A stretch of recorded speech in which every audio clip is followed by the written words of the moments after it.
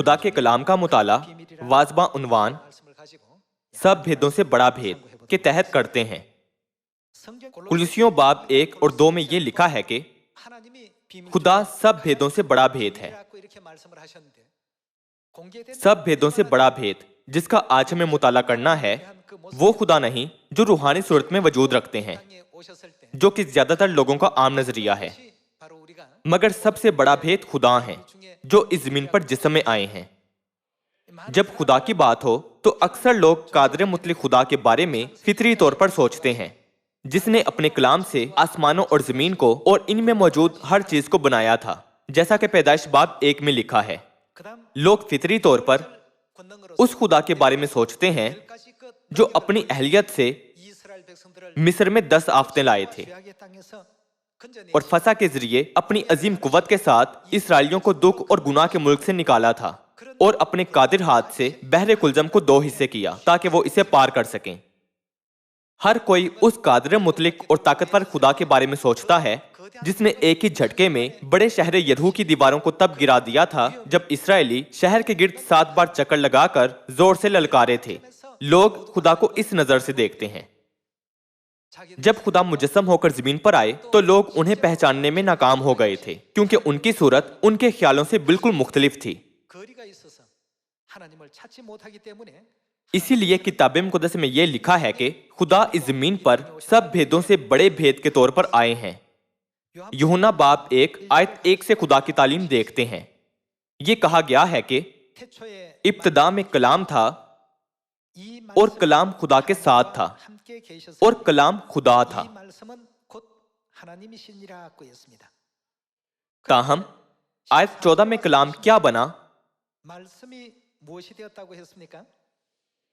खुदा कलाम है, इसलिए यह कहा गया है और कलाम मुजस्सम हुआ और फजल और सच्चाई से मामूर होकर हमारे दरमियान रहा और हमने उसका ऐसा जलाल देखा जैसा बाप के इकलौते का जलाल। इब्तिदा में खुदा ने अपने कलाम से आसमानों और जमीन को बनाया था और पानी को नीचे के पानी से जुदा किया था। उन्होंने जमीन और समुंदर बनाए थे। नीज उन्होंने जमीन पर हर अकसाम के दरख्त और मखलूकात पैदा की थीं। समुंदर में समुद्री मखलूकात और आसमान के परिंदे। किताब मुक़द्दस गवाही देती है कि ऐसी कादिर कुदरत रखने वाले कादिर मुतलिक खुदा ने जिस्म पहना और हमारे दरमियान रहा।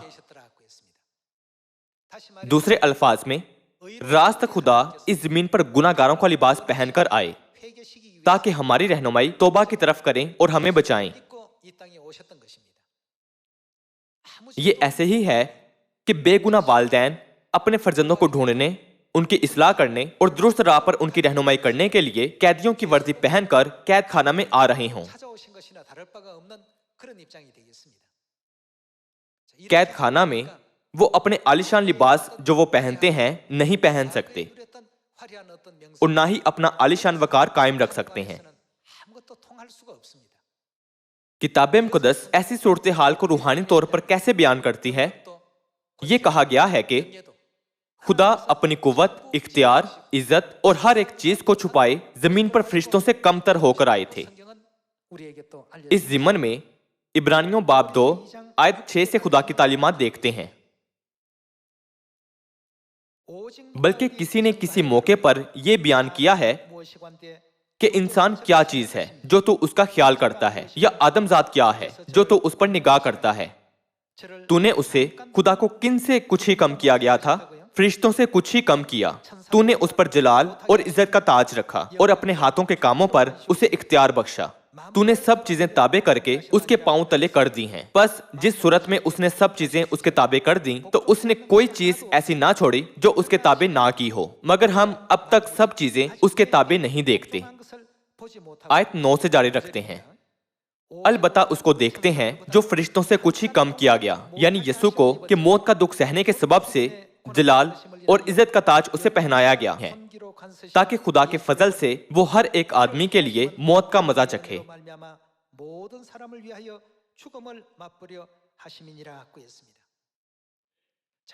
चूंकि खुदा ने खुद दुखों की जिंदगी का तजर्बा किया था, जिसका तजर्बा अब हम कर रहे हैं, और वो जानते थे कि मौत कितनी तकलीफदेह और होलनाक है, पर फिर भी वो इस जमीन पर मुजस्सम होकर आए ताकि हमारी रहनुमाई गैर फानी जहान को करें जहां मौत नहीं है।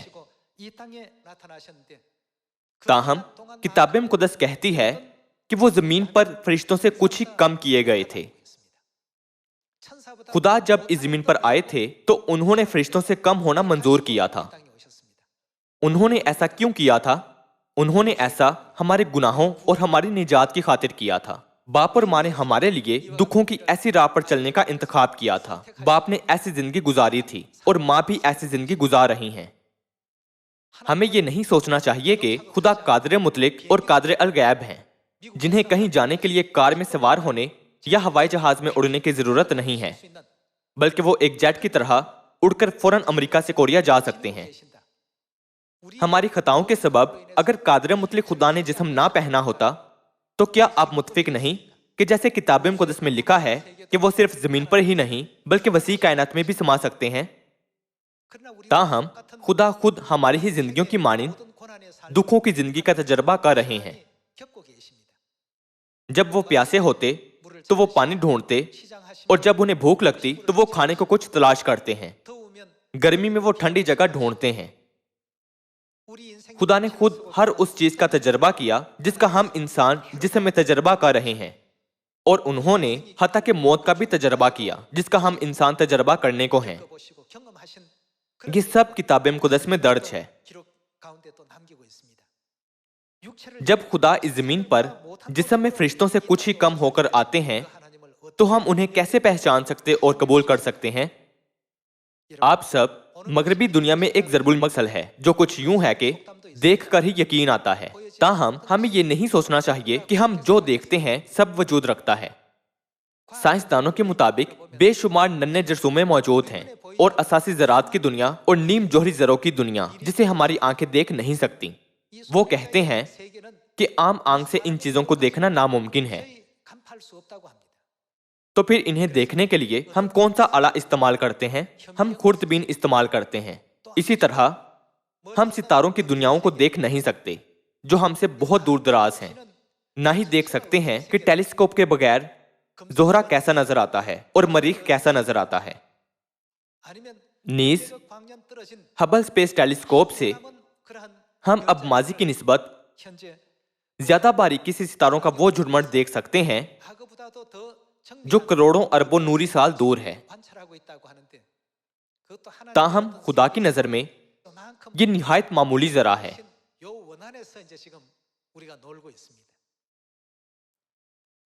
खुदा ऐसी कवि कायनात में रहते हैं। ताहम जिन्होंने खुदा को इस जमीन पर आने पर मजबूर किया कि वो फरिश्तों से कुछ ही कम होकर आए, वो हम उनके फर्जंद हैं। हमें हरगिज भूलना नहीं चाहिए कि बाप और माँ ने उस राह को चुना और इस जमीन पर फरिश्तों से कुछ ही कम होकर हमारे गुनाहों और हमारी निजात की खातिर आए। जब खुदा जिस्म में आते हैं तो हम उन्हें कैसे पहचान सकते हैं? हम शायद सोचें कि जब हम कुछ बुरा करें तो खुदा हमारा फौरन फैसला करेंगे, तंबी करेंगे, हमें मलामत करेंगे या उसी लम्हे पर हमें सजा देंगे। हमारे ख्यालात के बरक्स जब यीशु 2000 साल पहले जिस्म में आए थे तो यीशु की उनके बारे में क्या राय थी, जिन्होंने उनको ठट्टों में उड़ाया, तमस्खर किया, कोड़े मारे और उन्हें मसलूब किया था। उन्होंने ये कहते हुए उन्हें नबूवतों की तकमील करने वाले कहा कि क्योंकि किताब मुकद्दस की नबूवतें पूरी होंगी जो कहती हैं कि यूं ही होना जरूर है। अगर वो मेरे साथ ऐसा सलूक ना करें तो क्या किताब मुकद्दस की नबूवतें मन घड़त नहीं गर्दानी जाएंगी? जब यीशु फरिश्तों से कुछ ही कम होकर इस जमीन पर आए थे, कितने लोगों ने उन्हें सच्चे खुदा के तौर पर कबूल किया था? क्या ज्यादा लोगों ने उन्हें कबूल किया था? नहीं, उन्होंने नहीं किया था। इसके बरक्स ज्यादातर लोगों ने लगातार उनका तमस्खर उड़ाया, इल्जाम लगाए और उन्हें रद्द किया था। लोगों के रद्द करने के बावजूद हम खुदा का फजल देख सकते हैं, जिन्होंने साबित कदमी से एक एक करके हर रूह को सिखाया और अपने कलाम से हर रूह को एहसास करने के लिए जगाया। खुदा का ये फजल अब भी इस जमाने में काम कर रहा है। लिहाजा जो आम आंख से देखा जा सकता है सिर्फ वही नहीं जो वजूद रखता है। हमारी आंखें हवा को नहीं देख सकती, हमारी आंखें फिजा भी नहीं देख सकती। इन आंखों से हम कैसे खुदा बाप और खुदा माँ को ढूंढ सकते हैं? हमारे कानों के बारे में क्या ख्याल है? एक चीज ऑडियो फ्रीक्वेंसी कहलाती है। ऐसी कई फ्रीक्वेंसीज हैं जो हमारे कान सुन सकते हैं और ऐसी फ्रीक्वेंसीज भी हैं जो हमारे कान सुन नहीं सकते। मतलब काबिल समात फ्रीक्वेंसी से या ज्यादा या कम। वो आवाजें जो वजूद रखती हैं, इसके बावजूद हमारे कान उन्हें पकड़ नहीं सकते। इसलिए हमें ये सोचकर कि हम सब कुछ सुन सकते हैं, हरगिज खुद पर शेखी नहीं मारनी चाहिए। हमारी आंखें सब कुछ नहीं देखती और ना ही हमारे कान सब कुछ सुन सकते हैं। मैंने एक बार पहले भी आपको ये कहानी सुनाई थी। जब मैं पहली बार श्रीलंका गया था, मैंने गौर किया कि वहां मैदान में बेशुमार मेंढक थे, इसलिए कि वहां बड़े पैमाने पर खेती बाड़ी होती है। एकदम तेज बारिश हुई और फिर सूरज निकल आया। मौसम थोड़े थोड़े वक्फे से बदल जाता था। वहां मेंढक बहुत डराते थे। इसलिए मैंने वहां के एक मकामी मेंबर से, जो मेरी रहबरी कर रहा था, पूछा कि उनकी आवाज आपको कैसे सुनाई देती है। मैंने उसे कहा, कोरिया में हम मेंढकों को गेगुल गेगुल कहते सुनते हैं। तब वो ये कहते हुए खिलखिलाकर हंसा के, आपको कैसे ये आवाज गेगुल गेगुल सुनाई देती है? ये तो ट्रोंग ट्रोंग सुनाई देती है। मेरे कानों को ये साफ साफ गेगुल गेगुल सुनाई देती है। मैं नहीं समझता कि श्रीलंका के मेंढकों की अपनी ही जुबान है। शायद मैंने इसे गलत सुना है, लेकिन ये बिल्कुल श्रीलंका की जुबान नहीं थी जो मेंढक बोल रहे थे। इसलिए मैंने अपने सोचने का अंदाज बदल लिया। मैं सुनता रहा, इस बात पर यकीन करते हुए कि ये आवाज ट्रोंग ट्रोंग सुनाई देती है, मगर ये मुझे ऐसे सुनाई नहीं देती थी। अचानक मुझे ऐसा शख्स समझा जाने लगा जो मेंढकों की टहट को अजीब तरह से बयान करता है। हमारे कान ऐसे ही हैं। हमारे कान एक ही आवाज का दुरुस्त तौर पर इदराक नहीं कर सकते। हम मेंढकों की टहट को अपने बड़ों के वक्तों से सिखाए गए तरीके की बुनियाद पर सुनने पर मजबूर हैं। इन वजूहात की बिना पर हम सिर्फ उसका यकीन नहीं कर सकते जो हमारी आंखें देखती और हमारे कान सुनते हैं। तो फिर हम कैसे खुदा बाप और खुदा माँ से मिलकर उन्हें कबूल कर सकते हैं, जो जमीन पर जिस्म में सब भेदों से बड़े भेद के तौर पर आए हैं? उन्हें पहचानने के लिए हमें क्या करना चाहिए? मुर्गों की बांग और कुत्तों का भौंकना अफ्रीका के लोगों के लिए, अमेरिका के लोगों के लिए, श्रीलंका के लोगों के लिए और कोरिया के लोगों के लिए बिल्कुल मुख्तलिफ हैं। इन जानवरों की आवाजें मुख्तलिफ तौर पर बयान की जाती हैं। इस तजर्बे से मैंने एक बार फिर समझा कि दानिशमंद और फहीम तरीन तरीका खुदा की तालीमात पर चलना है, जिसे उन्होंने दुरुस्त तरीन तरीके पर मुकर्रर किया है, ताकि जो हमने देखा या सुना है उस पर कायल हो जाएं। हमें हरगिज किताब मुक़द्दस को अपनी जाती राय से नहीं देखना चाहिए। मुझे यकीन है कि हमें उस बात पर गौर करना चाहिए जो किताब मुक़द्दस में खुदा हमें कहते और हमें सिखाते हैं। यूहन्ना बाब 1 आयत 10 से देखते हैं, खुदा दुनिया में थे, लेकिन कोई नहीं जानता था कि वो मुजस्सम होकर दुनिया में मौजूद हैं। वो दुनिया में था और दुनिया कैसे पैदा हुई थी? ये उसके वसीले से पैदा हुई। उन्होंने दुनिया को पैदा किया, यानी उन्होंने इसे बनाया था। इसके बावजूद लोगों ने उन्हें नहीं पहचाना था और दुनिया ने उसे ना पहचाना। वो अपने घर आया और उसके अपनों ने उसे कबूल ना किया। अगरचे वो आए और लोगों को बताया कि वो खुदा हैं, पर किसी ने उन्हें कबूल ना किया था।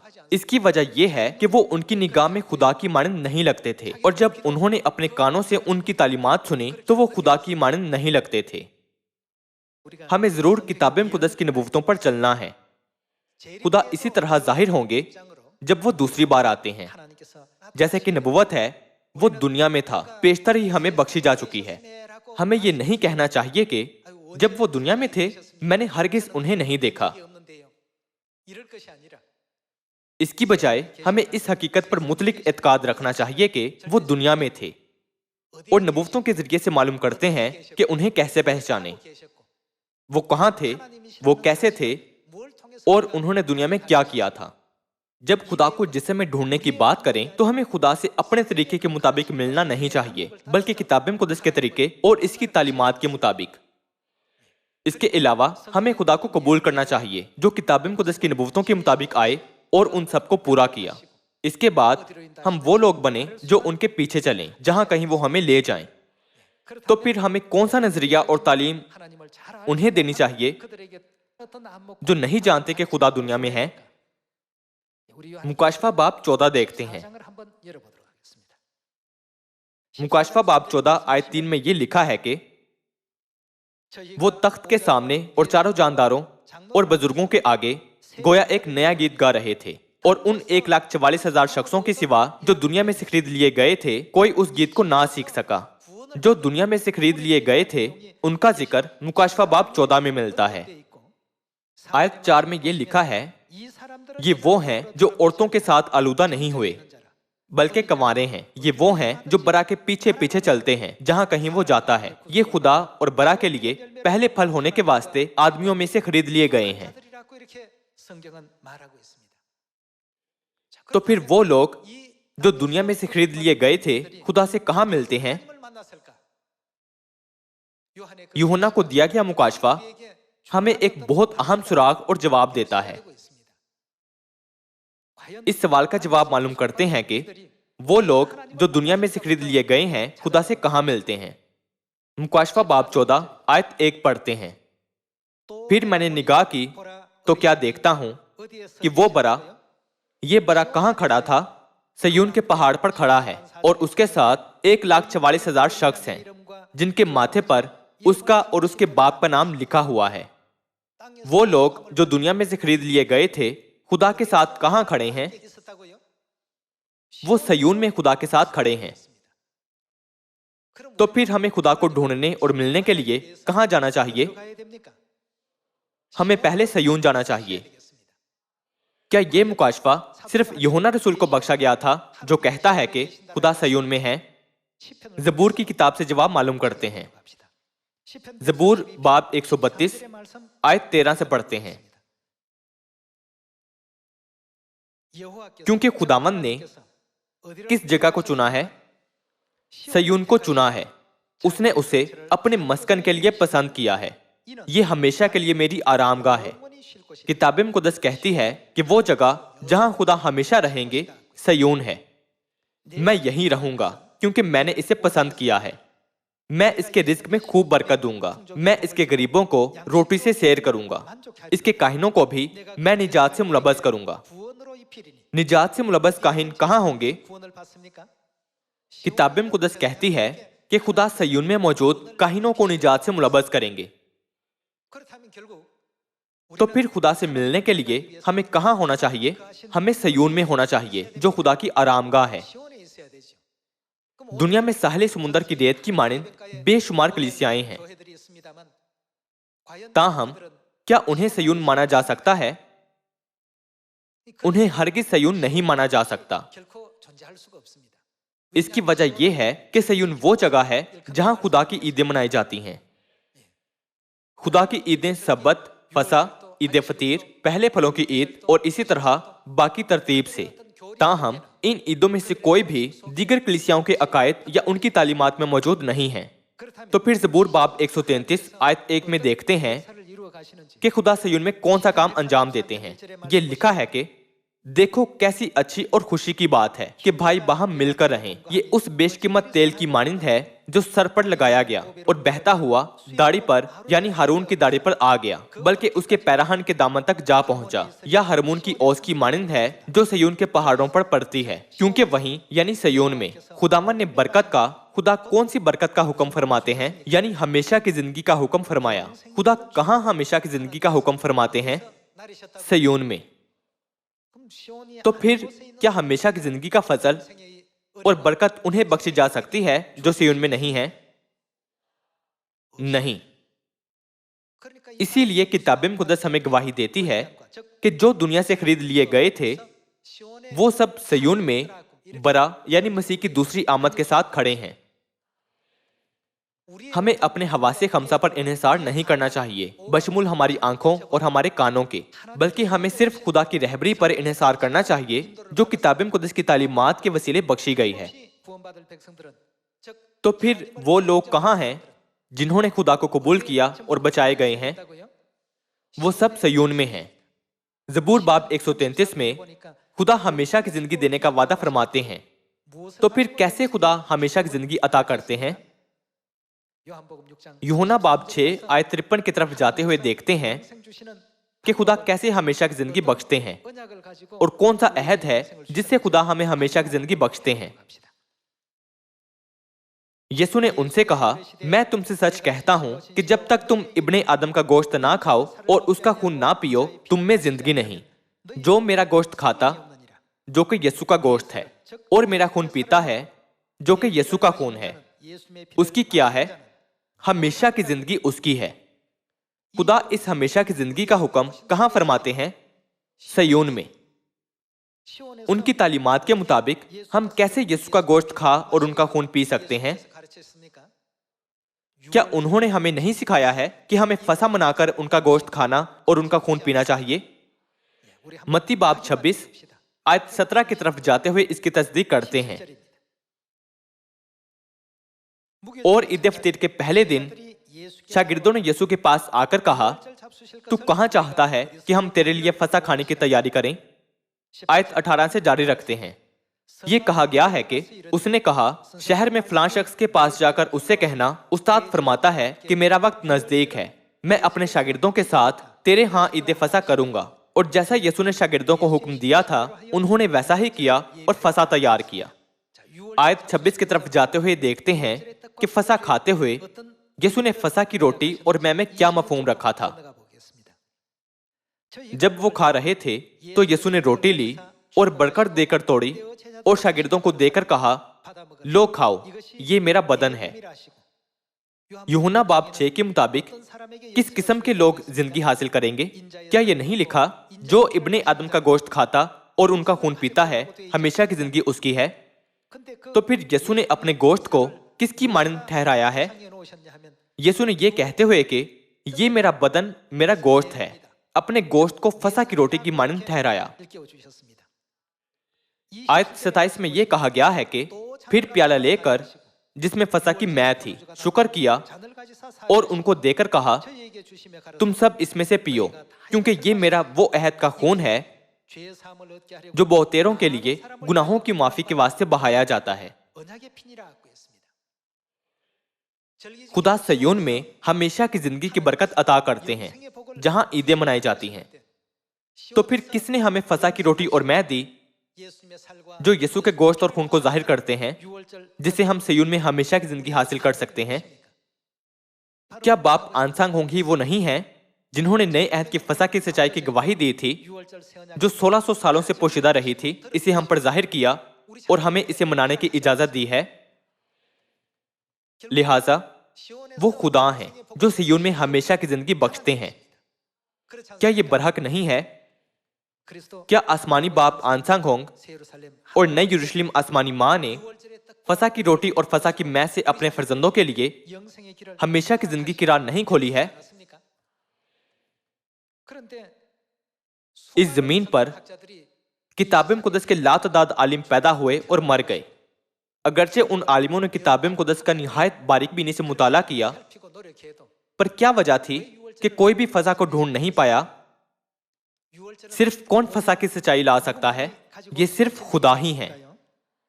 आए इस हकीकत की तस्दीक यशायाह बाब 25 से करते हैं कि सिर्फ खुदा ही ये सच्चाई ला सकते हैं। अगरचे खुदा हमारे पास भेद के तौर पर आए, पर फिर भी ऐसे लोग हैं जो उन्हें पहचानते और उन्हें कबूल करते हैं। इसीलिए खुदा ने वादा किया था कि वो सबसे छोटे को 1000 और हकीर तीन को एक जबरदस्त कौम बनाएंगे और हमारे छोटे से आगाज को एक बहुत बड़ा अंजाम बनाएंगे। ये होगा जब हम बाप और माँ की मर्जी को समझें और सामरिया और जमीन की इंतहा तक खुशखबरी की मुनादी करें। अगरचे आप पहले ही जानते हैं कि यशायाह बाब 25 आयत 6 में क्या लिखा है, पर आज एक बार फिर इसे देखते हैं। यसाया बाब 25 आयत 6 से पढ़ते हैं। और रब्बुल फाज इस पहाड़ पर सब कौमों के लिए फरबा चीजों से एक ज़ियाफत तैयार करेगा, बल्कि एक ज़ियाफत तिलछट पर से नितरी हुई मै से, हाँ फरबा चीजों से जो पुरमग्ज हों, और मै से जो तिलछट पर से खूब नितरी हुई हो। और वो इस पहाड़ पर उस पर्दा को जो तमाम लोगों पर पड़ा है और उस निकाब को जो सब कौमों पर लटक रहा है दूर कर देगा, और वो मौत को हमेशा के लिए नाबूद करेगा। वो मौत को हमेशा के लिए नाबूद करेगा, यानी वो हमेशा की जिंदगी देगा। वो कैसे हमेशा की जिंदगी देगा? तिलछट पर से नितरी हुई मै से। और खुदावंद खुदा सबके चेहरों से आंसू पोंछ डालेगा और अपने लोगों की रुसवाई तमाम सरजमीन पर से मिटा देगा, क्योंकि खुदावंद ने यह फरमाया है। और उस वक्त यूं कहा जाएगा, लो ये कौन है? हमारा खुदा है, हम उसकी राह तकते थे और वही हमको बचाएगा। ये खुदावंद है, हम उसके इंतजार में थे, हम उसकी निजात से खुशखुरम होंगे। ज़बूर नवीस के मुताबिक खुदा कहां हमेशा की जिंदगी का हुक्म फरमाएंगे? सयोन में। खुदा कैसे हमेशा की जिंदगी का हुक्म फरमाते हैं? फसा की रोटी और मै से। यसाया नबी ने गवाही दी कि वो जो इन सब नबूवतों को पूरा करता है हमारा खुदा है, इसलिए हमें उन्हें कबूल करना चाहिए। किताब मुक़द्दस कहती है कि हम खुदा के तालिब हों जब तक कि वो मिल सकता है, और जब कि वो नजदीक है तो उन्हें पुकारें। तो फिर इस नबूवत को पूरा करने के लिए कौन जाहिर हुआ था? कब और कैसे वो जाहिर हुए थे? सयून में बाप आंसांग होंग ने नए अहद की फसा की सच्चाई को बहाल किया था जो गुम हो चुकी थी। वो अपने फर्जंदों को हमेशा की जिंदगी तिलछट पर से नितरी हुई मै से बख्शते हैं। अगरचे वो इस जमीन पर जिस्म में आए थे, पर वो कौन है? वो हमारे खुदा हैं। ये लिखा है कि हम उनकी राह तकते थे और वही हमें बचाएगा। मसीह आंसांगों के अलावा क्या मसीह की दूसरी आमद कोई और है जो इंसानों को बचाने इस जमीन पर आएंगे? नहीं। इसीलिए हमें खुदा के फर्जंद यानी औरत की बाकी औलाद बनना चाहिए, जो खुदा को दुरुस्त तौर पर जानते और उनकी तालीमात को कबूल करते हुए और मुतलिक तौर पर उनकी फरमाबरदारी करते हुए उनके पीछे चलते हैं जहां कहीं वो जाते हैं। मैं एक बार फिर आसमानी बाप और आसमानी माँ को जलाल देता और शुक्र अदा करता हूँ कि उन्होंने अपनी पहचान का, सयून को हमारी रहनुमाई का और हमें निजात का फजल बख्शा है। उम्मीद करते हुए कि आपने ज्यादा फजल हासिल किया है, मैं आज का वाज खत्म करता हूँ। आपका बहुत शुक्रिया।